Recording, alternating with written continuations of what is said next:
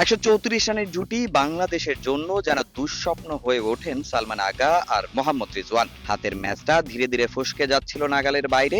একটা উইকেটের জন্য কত কিছুই না করেছেন টাইগার কাপ্তান। ঘন্টার পর ঘন্টা ভুগিয়েছেন পাকিস্তানি এই দুই ব্যাটার। শেষমেশ অভিজ্ঞ তাইজুলের দুর্দান্ত ডেলিভারিতে স্বস্তি ফেরে বাংলাদেশের ডাগআউটে। এর আগে ৪৩৭ রানের লক্ষ্য তাড়া করতে নেমে চতুর্থ দিনের শুরু থেকে ইতিবাচক ব্যাটিং করে পাকিস্তান। যদিও তাদের ইতিহাসে কখনো এত রান চেস করে জয়ের রেকর্ড নেই। নাহিদ মিরাজ দ্রুত দুই ওপেনারকে ফিরিয়ে দেওয়ার পর আরো চাপে পড়ে যায় মেইন ইন গ্রিন। তবে এরপরই পাল্টা আক্রমণে বাবর আজম ও শান মাসুদ। তৃতীয় উইকেটে দুজন গড়েন ৯২ রানের জুটি। বাবর খেলেন ৩৭ রানের কার্যকরী ইনিংস আর অধিনায়ক মাসুদ তুলে নেন ৫০।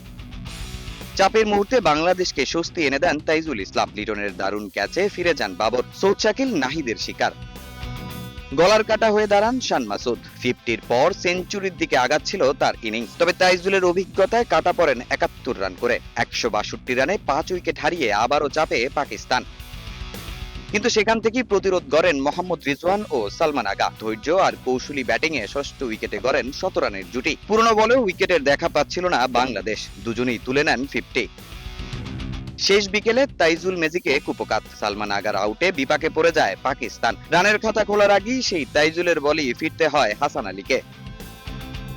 শেষ পর্যন্ত সাজিদ রিজওয়ানের ৭ উইকেট হারিয়ে ৩১৬ রানে দিন শেষ করে পাকিস্তান। জয়ের জন্য এখনো প্রয়োজন ২২১ রান, আর টাইগারদের দরকার মাত্র ৩ উইকেট।